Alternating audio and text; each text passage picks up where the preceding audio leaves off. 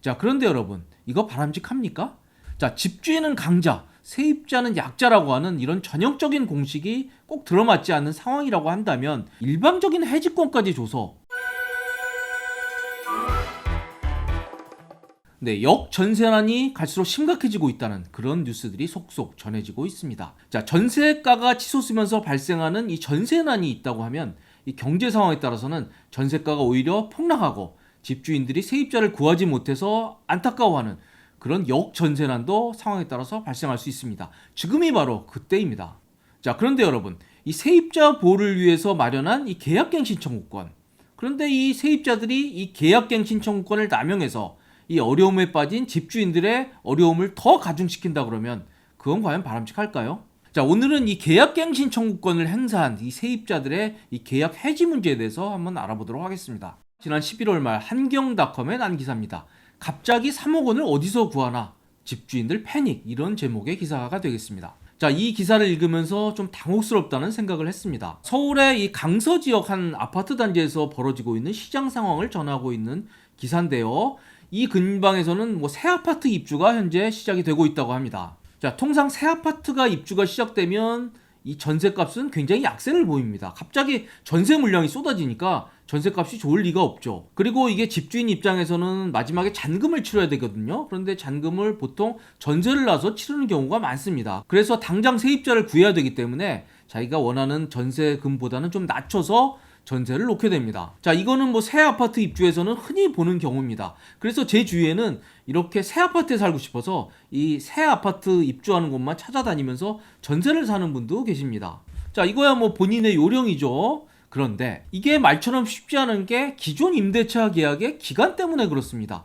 기존 임대차 계약에 2년 약속을 했으면 2년은 살아야 되기 때문에 갑자기 자기가 어떤 새 아파트가 들어선다고 바로 이사 갈 수 있는 건 아닙니다. 자, 그런데 바로 오늘 기사에 나오는 저 동네에서는 최근에 이상한 일이 벌어지고 있다고 합니다. 최근에 시작된 이 새 아파트 입주가 이 집주인들의 역전세난과 연결이 되면서 이 집주인들의 어려움을 가중시키고 있습니다. 즉, 계약갱신 청구권을 행사해서 그 집에 살고 있는 세입자들이 갑자기 전세가 싼 새 아파트, 더 좋은 새 아파트가 나오니까 기존 계약을 해지하고 이 전세가 싸고 더 시설이 좋은 새 아파트로 옮겨가겠다, 이사를 가겠다고 하는 세입자들이 다수 나오고 있다라고 하는 그런 내용의 기사가 되겠습니다. 자, 그런데 의문이 드실 겁니다. 아니, 이미 계약을 해서 살고 있는데 계약은 지켜야지 갑자기 나간다 그러면 그거 어떻게 되느냐? 그 집주인이 거부할 수 있는 거 아니냐? 이렇게 생각이 드실 겁니다. 자, 그런데 안타깝게 그렇지가 않습니다. 바로 법의 규정이 있습니다. 자, 우선 오늘은 주택임대차보호법을 한번 좀 공부를 해보겠습니다. 자, 주택임대차보호법 6조에는 계약의 갱신에 대한 규정이 나옵니다. 자, 일반 임대차 계약에서 바로 이 묵시적 갱신에 대한 것을 규정을 하고 있습니다. 즉, 집주인이 이 임대차 만료 6개월에서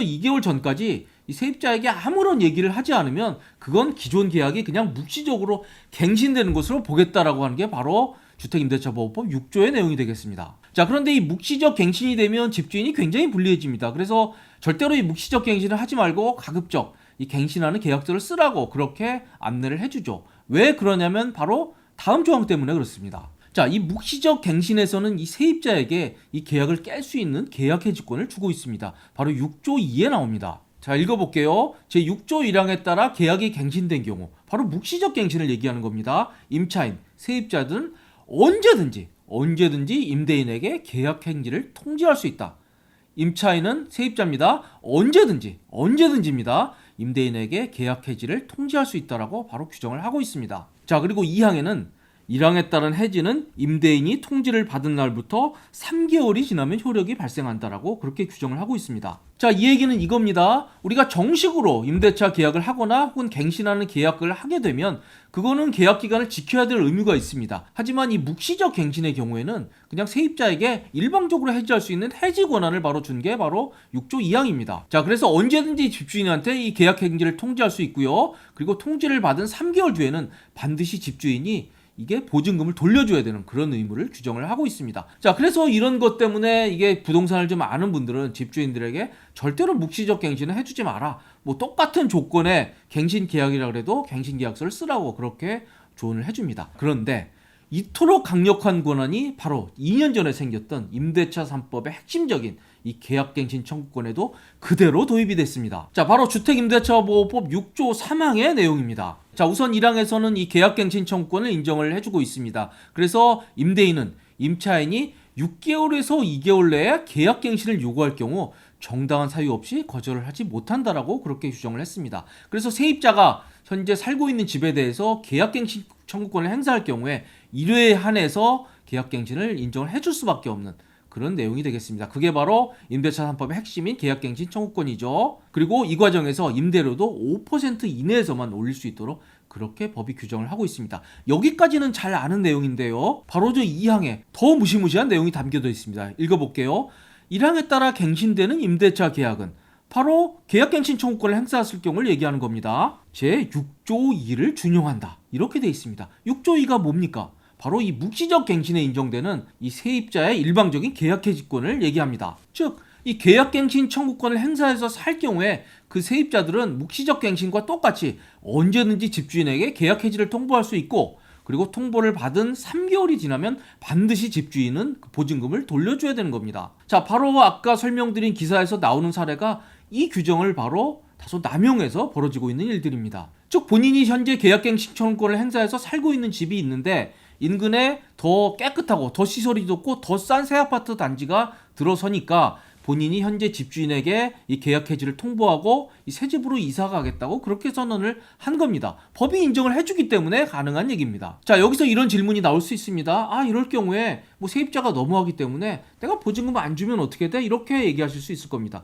그런데 법에 주도록 돼 있죠. 법적인 의무가 발생하는 겁니다. 그래서 만약 돌려주지 못할 경우에는요, 이 전세금 반환 소송에 걸릴 수도 있고요. 그리고 만약 소송에서 질 경우에는 당연히 보증금은 돌려줘야 되고 이 늦게 준 만큼 이 지연이자까지 그렇게 발생을 하게 됩니다. 그리고 이게 심할 경우에는 본인 집이 경매에도 넘어갈 수 있는 그런 문제로 번질 수도 있습니다. 자, 그래서 이런 경우에 집주인한테는 한마디로 비상이 걸린 겁니다. 갑자기 3개월 후까지 이게 보증금을 돌려줘야 되는데 뭐 그럴 돈이 없습니다. 그렇다고 현재 지금 전세가 잘 안 나가고 있거든요.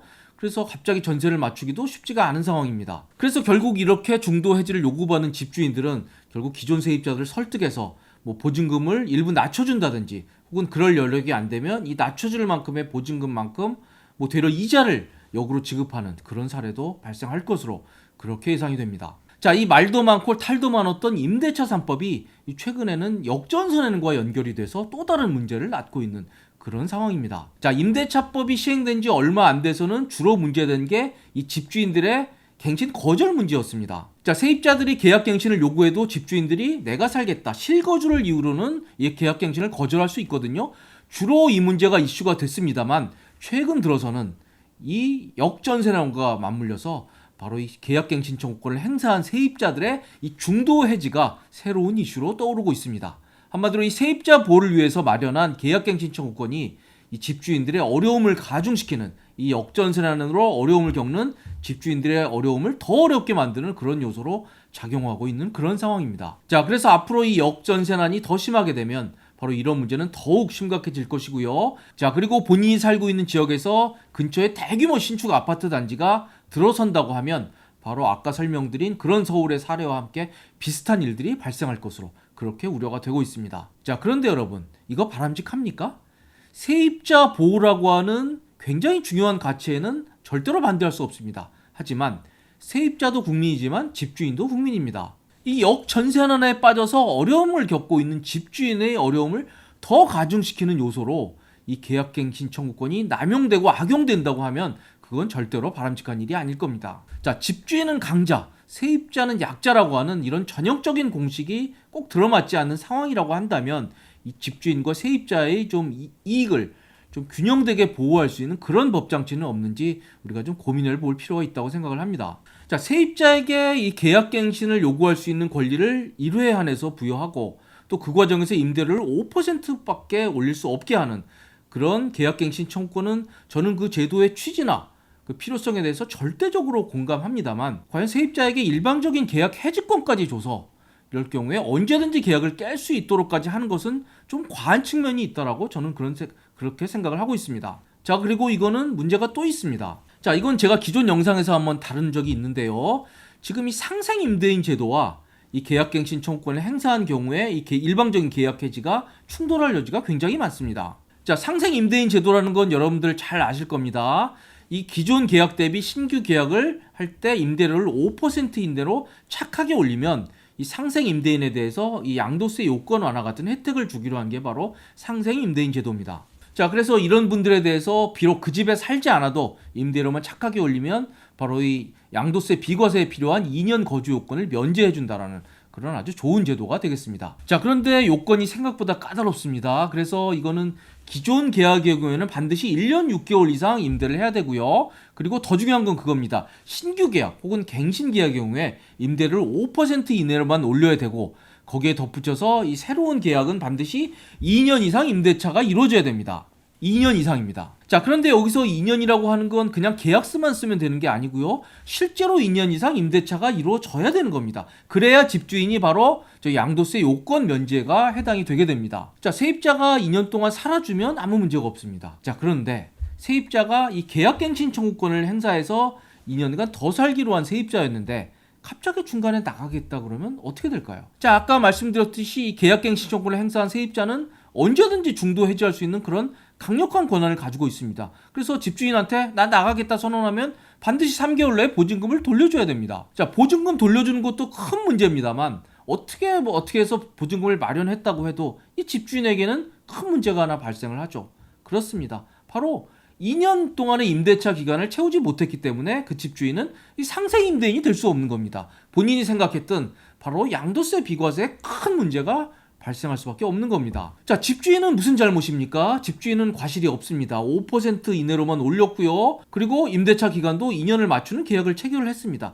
단지 세입자의 변심 때문에, 그리고 법이 세입자의 변심을 허용한 이 강력한 일방적인 해지권을 줬기 때문에 바로 집주인이 상생 임대인이 될 수 없는 그런 상황이 발생하게 된 겁니다. 자, 세입자의 변심 때문에 본인이 상생 임대인이 되지 못해서 손해를 본다 그러면 집주인으로서는 굉장히 억울한 일이 될 것입니다. 자, 세입자 보호를 위해서 마련했던 이 계약갱신 청구권이 이 최근에 발생하고 있는 역전세난, 그리고 이 상생 임대인 제도와 맞물려서 서로 충돌하는 지점이 현재 발생을 하고 있습니다. 자, 국회와 정부는 이렇게 시장에서 최근 발생하고 있는 이런 구체적인 문제점까지 좀 파악을 해서 좀 제도 개선을 할 필요 있다고 그렇게 생각을 합니다. 자, 저희는 지금까지 최근에 불거지고 있는 이 계약갱신 청구권과 관련된 이 역전세난, 그리고 상생 임대인과 부딪히는 문제에 대해서 자세히 살펴봤습니다. 지금까지 도움이 되셨다면 구독, 좋아요 부탁드리겠습니다. 시청해주셔서 감사드립니다.